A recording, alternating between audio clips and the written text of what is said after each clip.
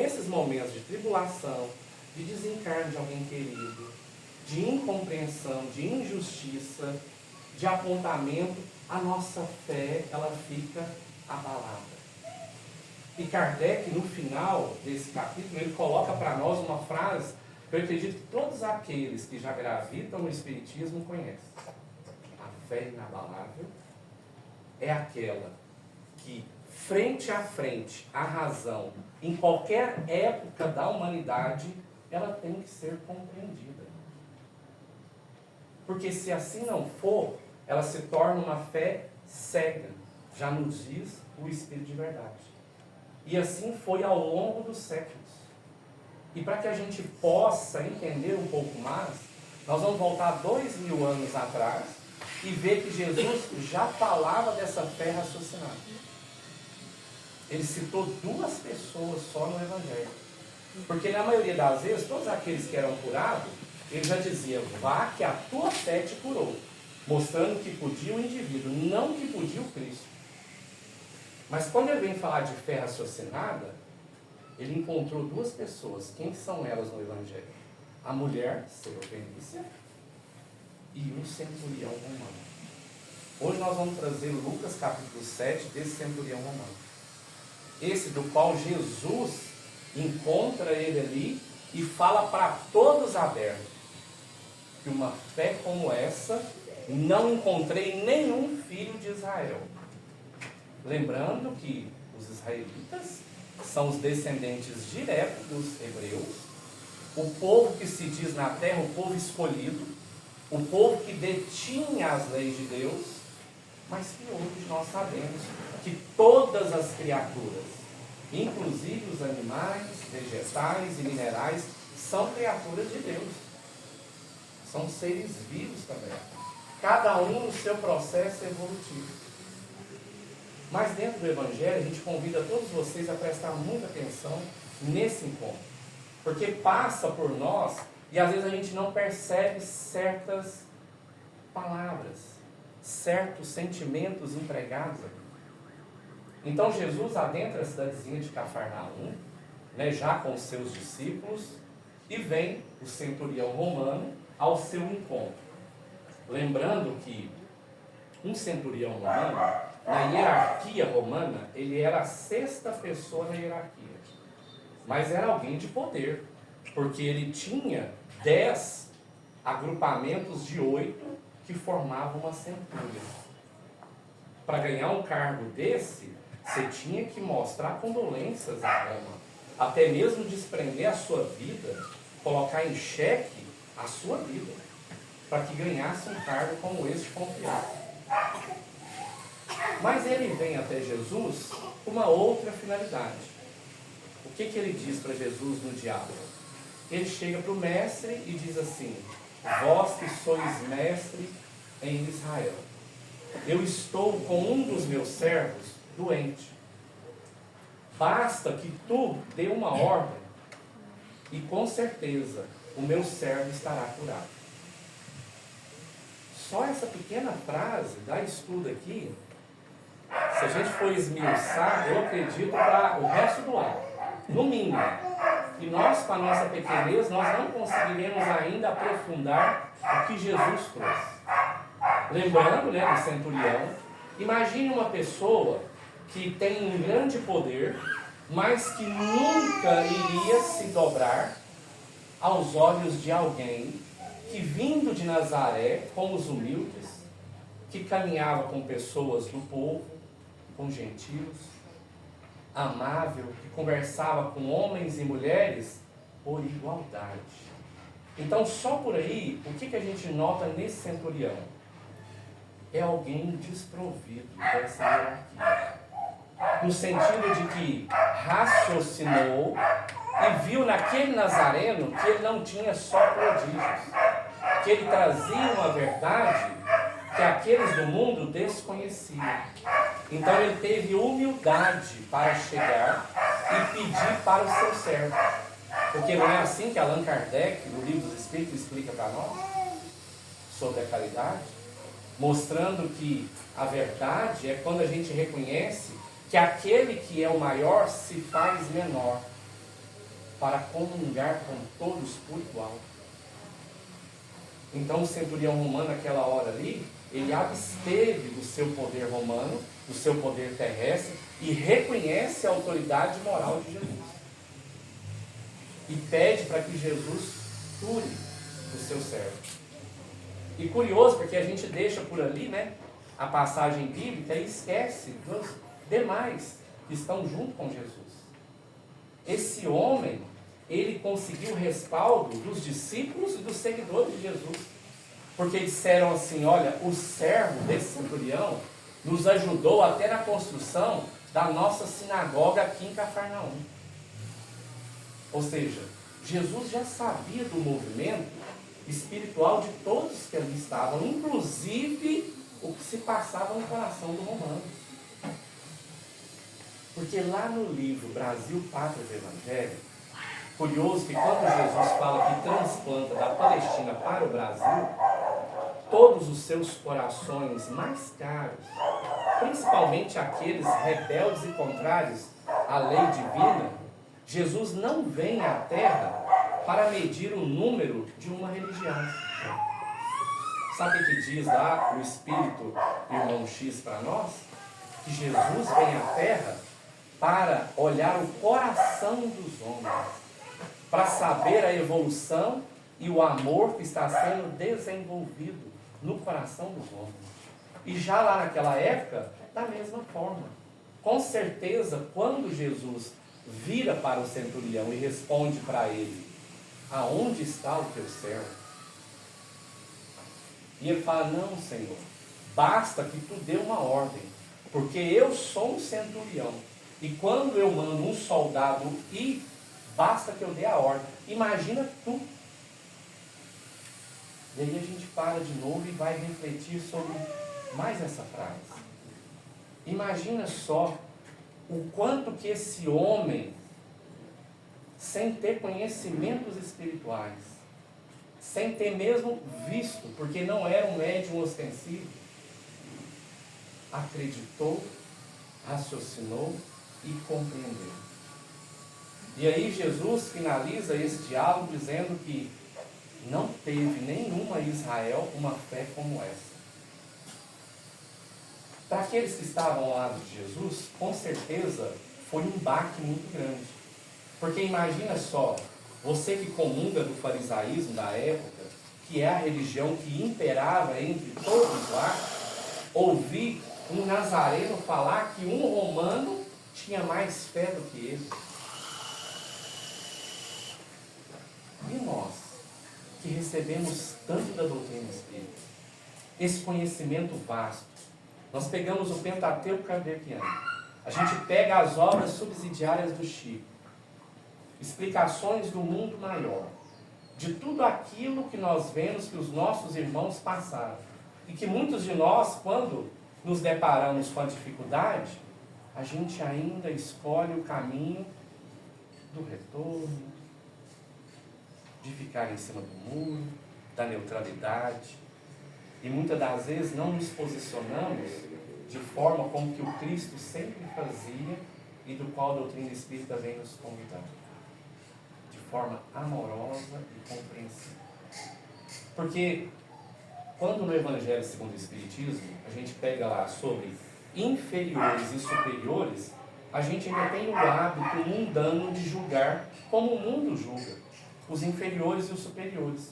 E lá tem uma distinção muito simples, que até mesmo as crianças conseguem distinguir um superior de um inferior. E qual que é? As virtudes. Aquele que faz sem esperar nada em troca. Aquele que respeita realmente o livre-arbítrio do outro e de si mesmo. Por quê? Quando nós abrimos brecha, e nós estamos chamados à tentação, o pecado, o erro, ou até mesmo a blasfêmia, nós abrimos brecha para os nossos irmãos espirituais se reunirem a nós. E para que a gente desligue deles, nós ainda continuamos como os fariseus daquela época que estavam fazendo, com Jesus saudando aquele soldado romano. Como se nós né, devemos expulsar os nossos irmãos, sendo que todos vincularam a nós, pelo nosso erro ainda, pela nossa incompreensão das leis divinas. E o livre-arbítrio, o que é para o Espírito Superior? Por que o Espírito Superior ele não vem e já não intervém? Está lá na questão 808 do Livro dos Espíritos. Allan Kardec pergunta, fala, por que vós, que trazem mensagens para a compreensão humana em geral e o seu crescimento, com os fenômenos, com os fatos, não faz levantar e evoluir todos que estão caídos? Sabe o que os Espíritos respondem para Kardec?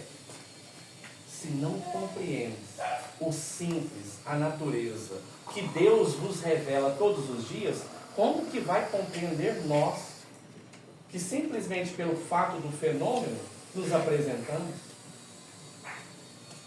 Aí que a gente entende por que a doutrina espírita foi codificada, e muitos esquecem da dificuldade que os próprios espíritos superiores tiveram com o professor Allan Kardec. Mas por que Kardec tomou essa decisão? Porque lá atrás foi preparado por um professor, Pestalozzi, que tinha uma metodologia. Não era uma metodologia que iria falhar, mas que iria pelo menos reconhecer aonde estava falhando.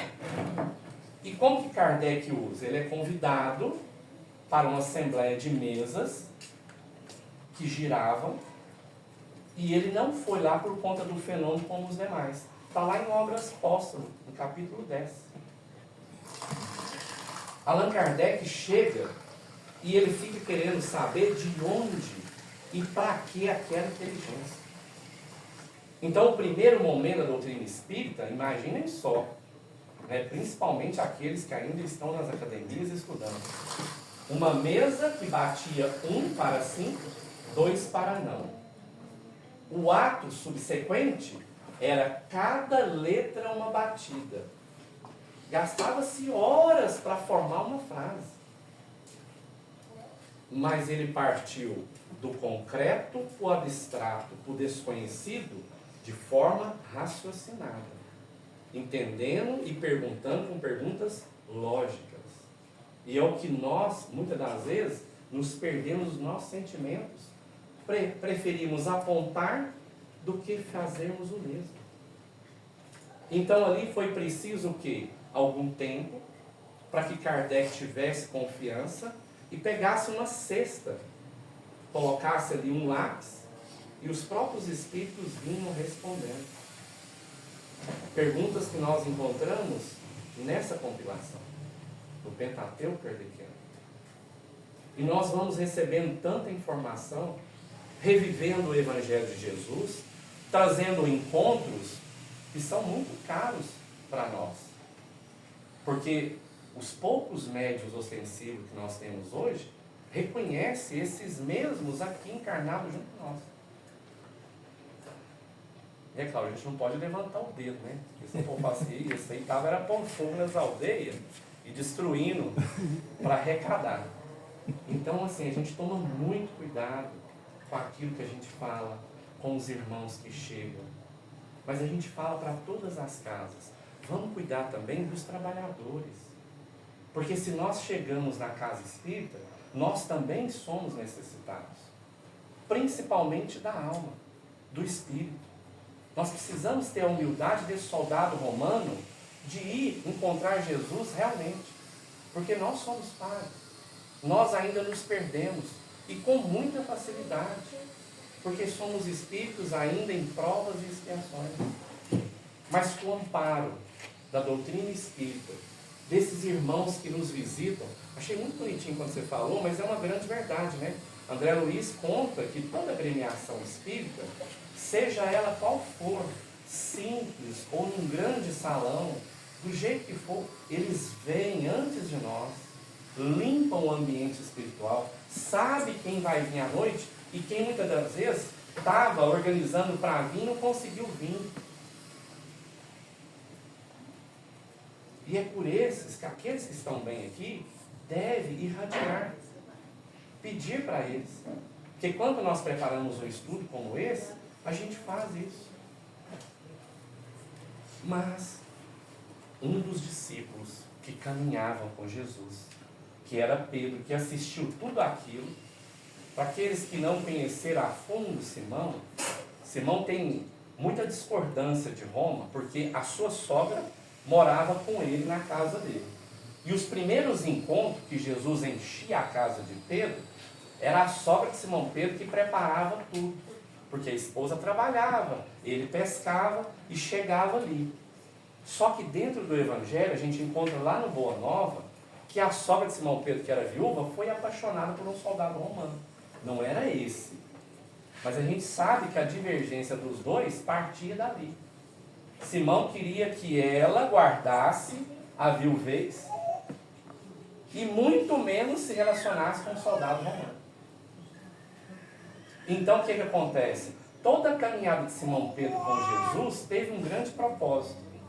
Que lá em Atos dos Apóstolos, quando o centurião Cornélio convida Simão para ir lá falar para os romanos sobre o que era o cristianismo, quem foi Jesus e qual o propósito daquelas reuniões ali na casa do caminho, Simão Pedro tem um sonho muito peculiar. Eu acredito que muitos de nós, quando sonhamos, a gente fica mais preocupado quem que está no sonho, se eu vou ter algum ganho financeiro, se aquilo realmente Deus já está preparando para mim. E esquece que tudo em nossa vida é uma construção. Então Simão Pedro, lá em Atos dos Apóstolos, capítulo 10, ele sonha assim. Depois do convite de Cornélio centurião, com um pano branco estendido e vários animais que eles já não faziam uso da sua carne, começam a pisotear aquele pano. E suja tudo aquele pano. E ele acorda já com o pensamento, olha, eu não vou até lá, porque estão preparando uma sujeira para mim. Podem até me prender. Mas aí ele lembra desse encontro de Jesus com o centurião. E o que vem na cabeça de Pedro? Mostrando para ele que os desafios são inúmeros. Se você vai com o coração aberto, não apontando, nem querendo julgar, independente do que vai acontecer lá, você está indo com Deus. Você está indo com os bons espíritos. Você está indo com Jesus. Porque a maldade, o mal é do outro, não seu.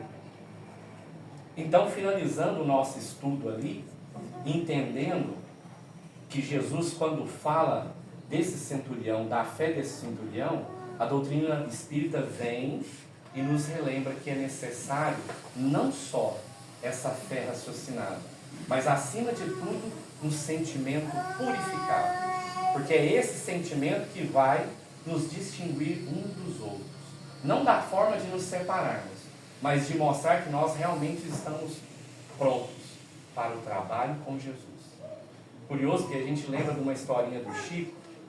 Diz que no grupo da prece, certa vez, num dia de sábado, onde se servia 2.000 pratos de sopa, estava o Chico lá sentado no cantinho, porque no dia que servia a sopa, o Chico não tinha muita finalidade segundo os olhos materiais. A maioria começava a olhar para o Chico, via lá parado, e aquele tanto de panela, aquele tanto de prato, eu acho que nenhum da casa não passou por isso, né? Vê um parado lá e os outros tudo trabalhando. Então uma senhora foi, olhou para o Chico e falou assim, nossa Chico, todos nós viemos do umbral, né? E se nós ficarmos sem trabalhar, nós vamos voltar para lá, né? Só que ela esquecia que o Chico, enquanto estava lá em Pedro Leopoldo, na Fazenda Modelo, ele recebeu um aglomerado de espíritos que desencarnaram na Segunda Guerra Mundial e ia para um pântano, que tem até hoje lá. Quem quiser lá visitar, a União Espírita Mineira toma conta da Fazenda Modelo e é aberta a todo o público lá. E tem esse pântano com os bufos lá até hoje. Diz que ele perdia o horário de almoço dele, descia para lá e começava a dar passe naqueles desencarnados lá da Segunda Guerra Mundial para refazer o perispírito dele, para que eles pudessem ser atendidos. Porque estava tão desolado, tão revoltado com Deus, que eles não queriam nem retomar a própria feição que tinha. Então aquela irmã esquecia que o Chico estava no cantinho, mas ele não estava à toa. Ele estava conversando com os nossos irmãos espirituais. E muitas das vezes com aqueles que chegavam para trabalhar, com aqueles que chegavam para tomar sopa. Então o Chico, na hora de retornar para ela, sabe o que ele diz? É verdade, meu irmão. Só que uns estão lá no umbral para dar trabalho, outros estão para trabalhar. Então, quando a gente traz a compreensão, o entendimento e principalmente o sentimento depurado, a gente sabe até como retornar para o outro de forma amorosa, para que ele entenda, mas também que não se sinta ofendido. Porque aqui na doutrina espírita é muito simples. E nós já nos deparamos com muitos trabalhadores que já tiveram alguns problemas entre relacionamento dentro da própria casa. E vem nos perguntar, Laura, mas o que fazer? Aí a gente pergunta, qual dos dois que cedeu? A maioria não quer. Porque aquele que cede, não é que ele está sendo omisso também. Ele está compreendendo o outro para que leve a resposta certa na hora certa. Esse já está com sentimento depurado. Esse soube acatar uma ordem como Jesus acatou uma ordem do centurião. Porque ele reconheceu o poder moral de Jesus. Sabia que de onde Jesus estava, com certeza, se fosse do merecimento daquele servo, ele seria curado. Mas Jesus não fala nem que sim e nem que não para esse centurião. Por que Jesus fez dessa forma? Por conta da fé. Ah, Laura, mas quantas das vezes que nós estamos certos, a gente pede para Deus e aquilo não acontece? Será que você sabe mesmo que aquele caminho era o certo para você? Será que você tem certeza? Será que você não está sendo orgulhoso? Você não está sendo egoísta? Você não está querendo vantagem mundana? E está colocando em xeque toda a sua eternidade? Atrasando o seu caminho evolutivo? Que a doutrina espírita vem nos explicar sobre isso. Que muitos de nós ainda nos perdemos nesses sentimentos. E por isso a necessidade de voltar à carne. E reencarnarmos muitas das vezes com pessoas muito mais difíceis. Ah, Laura, mas não tem ninguém difícil na minha família. Então toma cuidado, porque às vezes o difícil é você. E a gente esquece disso. Que nós muitas das vezes procuramos dificuldade dentro do núcleo que nós estamos. Olha o convite de Jesus para todos aqueles que estavam ali à volta. Mas eles preferiram o quê? Sentir ofendidos. Ué, mas se ele é a autoridade que diz ser o Filho de Deus, recebendo um soldado romano, curando um servo desse soldado, mas espera aí, não é um Filho de Deus? Olha o movimento que ele fez para ir até Jesus. Todos aqueles que não eram descendentes do povo hebreu eram chamados de gentios. Um povo que não conhecia a primeira revelação e muito menos estava esperando o Messias.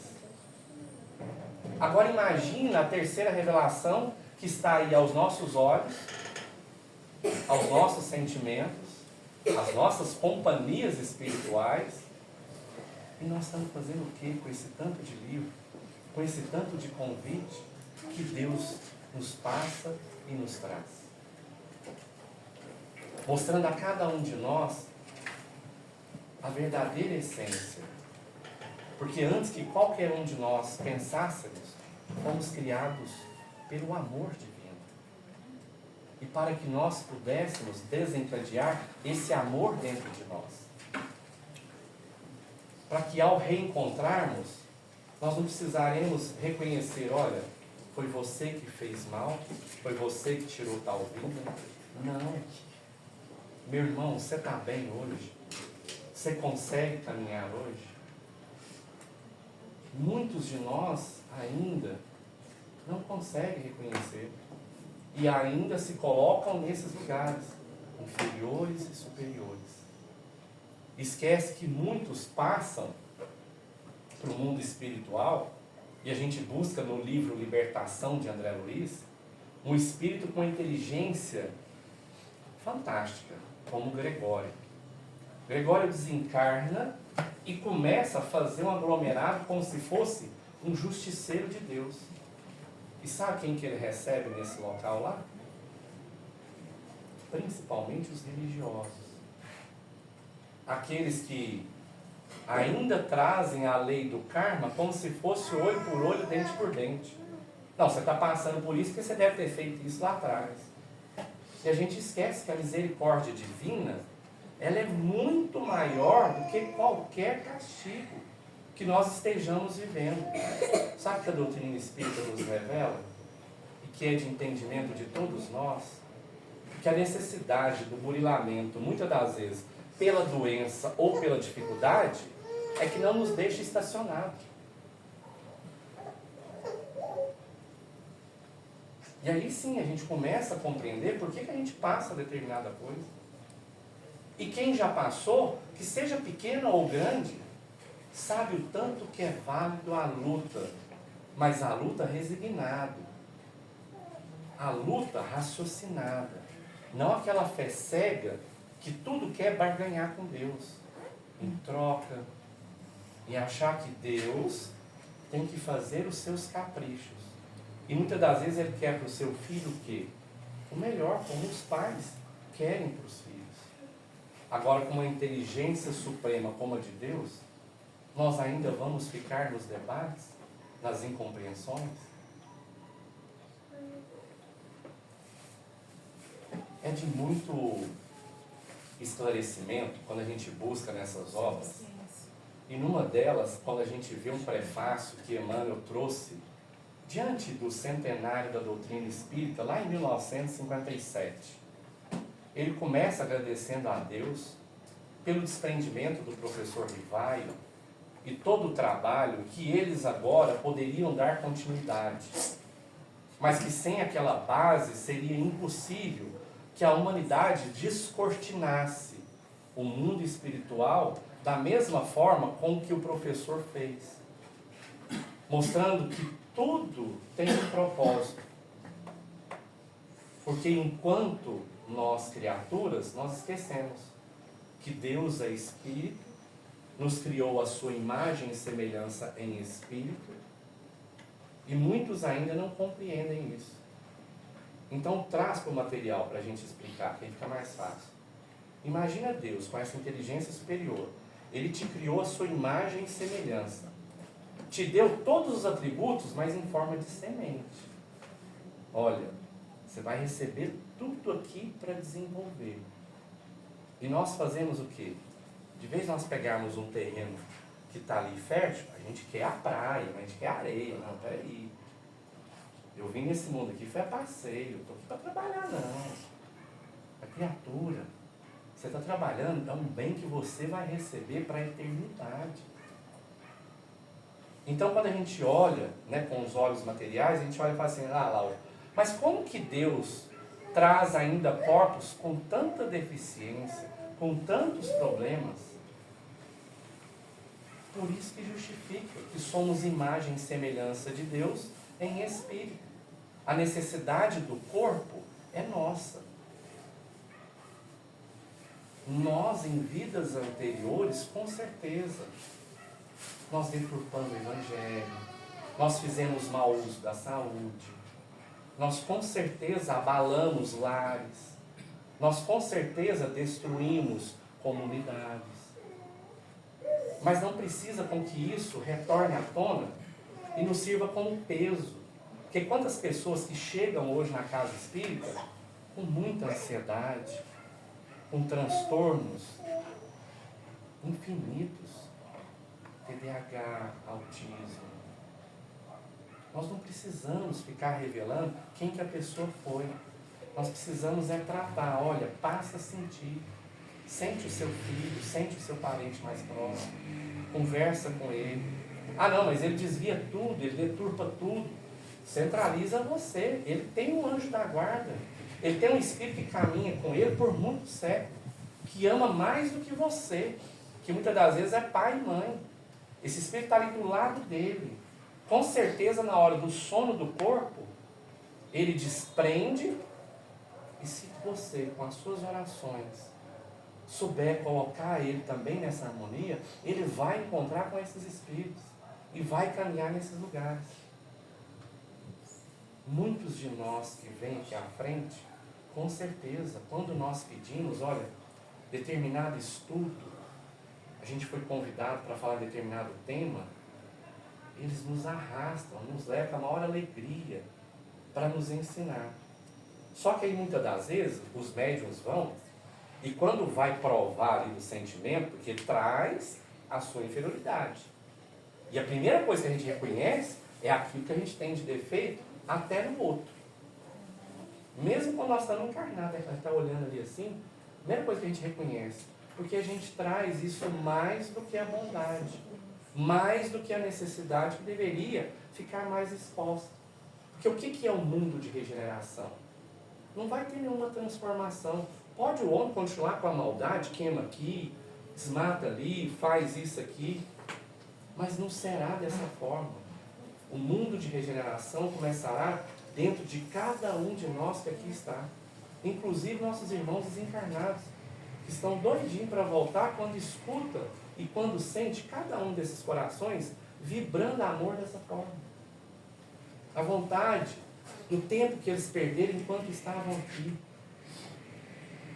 Porque esse centurião, quando ele chega próximo a Jesus, imagina o desencarno dele, ao ver que ele acertou, pelo menos uma vez que for, ele acertou em procurar Jesus para pedir amparo para um servo dele. E muitos de nós ainda, a gente encontra pessoas assim, tem vergonha de pedir para uma pessoa necessitada amparo, ajuda médica. O mundo de regeneração vai ser um estendendo a mão para o outro, levantando. Independente se um hoje é presidente do conselho, se o outro é o presidente da casa espírita, nós temos que estar lá de mãos dadas. Como diz Drúzio, um dos benfeitores nas obras de André Luiz, quando o André Luiz chega ali com o companheiro Hilário, e ele diz assim, olha, já tem mais de 4.000 anos que o Senhor da vida destina inteligências para este plano. E eles estavam entre a Itália e a Suíça, numa mansão aonde recebiam espíritos caídos pelo poder.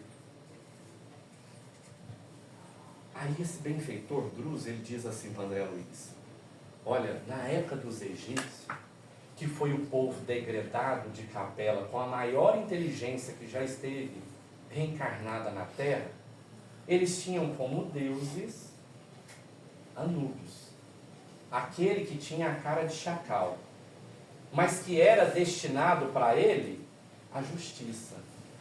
Quem ia para o lugar deserto e quem ia para os clarins do paraíso.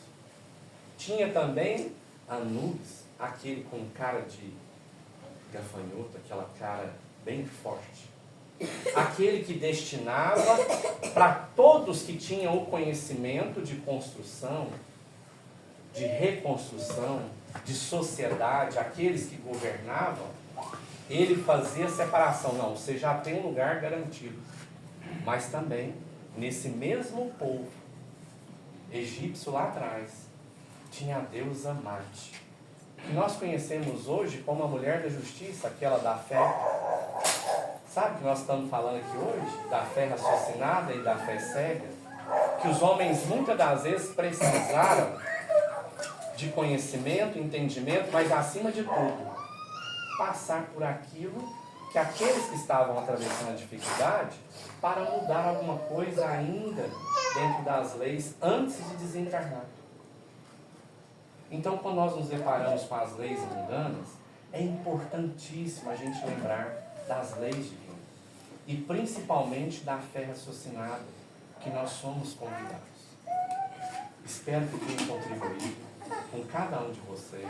Agradecemos imensamente pelo convite. Que possamos estar juntos mais vezes. Um grande abraço a cada um de vocês.